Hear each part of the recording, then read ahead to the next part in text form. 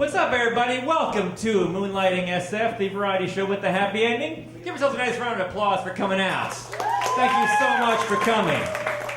My name is Joe Tobin. Welcome to the show. How about a nice round of applause to my right? Mr. Deuce Rock is here. Keeping you warm during the preheat. How are you doing this evening, my good man? Tell me how you're feeling. I'm feeling well. How was the preheat? Do you feel they're sufficiently warmed up? I think we had a vibe. Yeah? Is that true, audience? Was there a vibe? Did you feel it? I could feel it downstairs, but I thought it might be just something that I ate. But apparently I'm glad to hear that it was a vibe. It's the turntables. That's the secret, man. Right? You're looking well. I like it. You look good. I think you got a little Keith Haring up in Nice. Just the right amount. Just the right amount of Keith Haring. He's going to be keeping us warm throughout the rest of the evening. I hope you got some beats ready for us at some point. I think You should say no. That'd be great. If you're like, no, I don't. I brought 60 minutes of music and that's it. That's all I have. All right. Hey, keep it going for the bartenders back there as well, too, please. They are serving the very important task of getting you all drunk. They are doing the Lord's work. Thank you for that. Make sure you give them your money.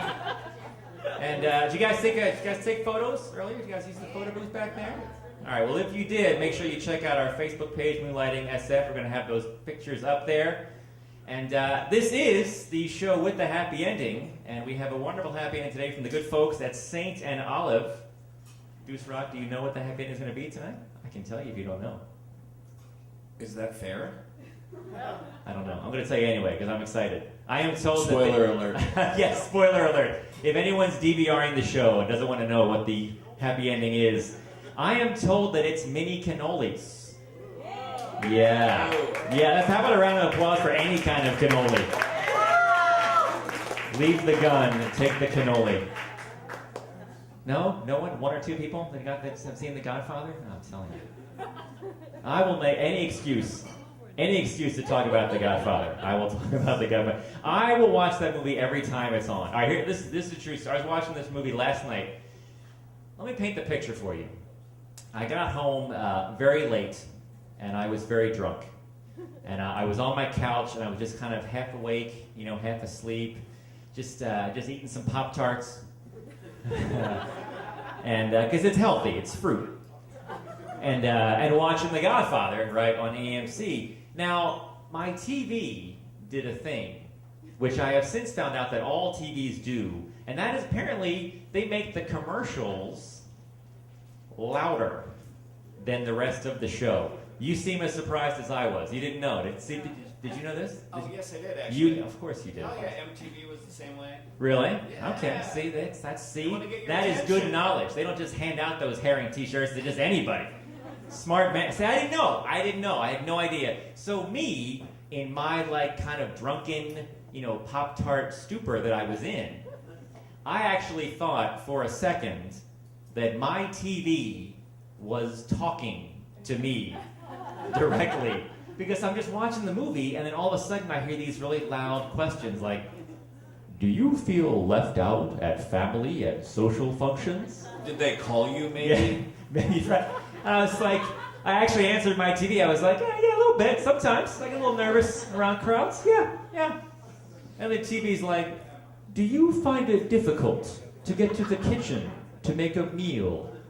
And I was like, TV, I don't even toast these Pop-Tarts, man. These are raw, untoasted, just earthquake kit, crumbs down the front. Yes, it is difficult for me to get to the kitchen to make a meal. Then the TV's like, have you fallen in the last 12 months? I was like, oh my God, TV, I almost fell tonight walking home on my own steps. How did you know that? Are you watching me? Why are you so worried about me all of a sudden? I really thought for a minute, right, that my TV was reaching out and telling me to get my act together, right? Turns out, no. What the TV was telling me was that I may pre-qualify for a power scooter. At little or no cost to me. Isn't that wonderful? I think it's great. It's just basically admitting that it's essentially the same set of criteria that qualify you either for needing medically assisted mobility or just being a lazy drunk. It's pretty much the same application. I think this is a huge missed opportunity on the part of the power scooter people. Like, you gotta start targeting the drinkers, man. Like, that's a much, much bigger market. All right, work with me on this one. Make some noise, please, if you have a drink in front of you right now.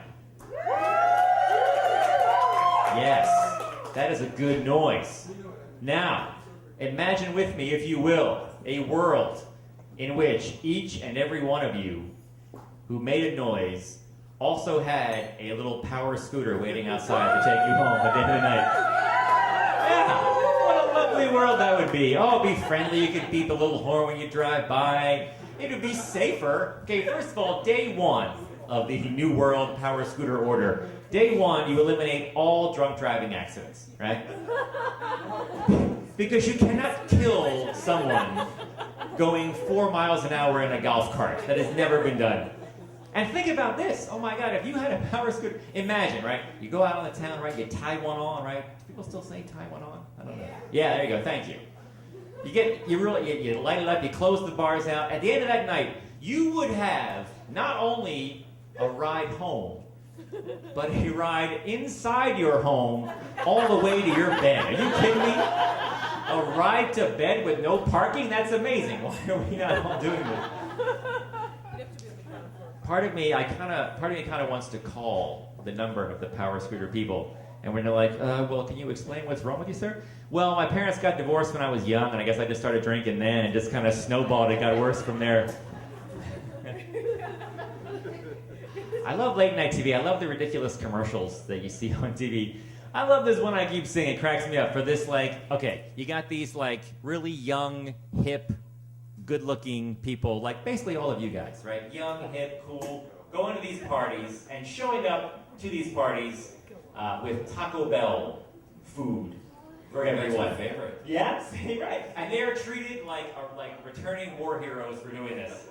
Has anyone ever actually done this? Has anyone brought fast food? Yeah, no, just someone's house for someone else to eat. Like, I wish that I was that cool. That I could roll into a party. My friends like, oh my God, guys, check it out. Tobin just got here, and he's got like $6 worth of food with him, man. You've never brought the bucket of Kentucky Fried Yes, Chicken? exactly. No, only for me. That's what I'm saying. Like, look, I love me some Taco Bell, but all I'm saying is that if I'm having a party at my home, and I look on the food table, right? And I see a Taco Bell bag, I'm going to assume that someone is cleaning out their car and they're bringing the trash into my party. Like, is this going to be a new trend? Like any social function? You go to a wake and be like, oh my gosh, Mrs. Johannsen, I'm so sorry for your loss. Please accept these chalupas that I brought in your time of need. Hot sauce, mild sauce, 30. We've got a great show, guys. You ready to get the show started?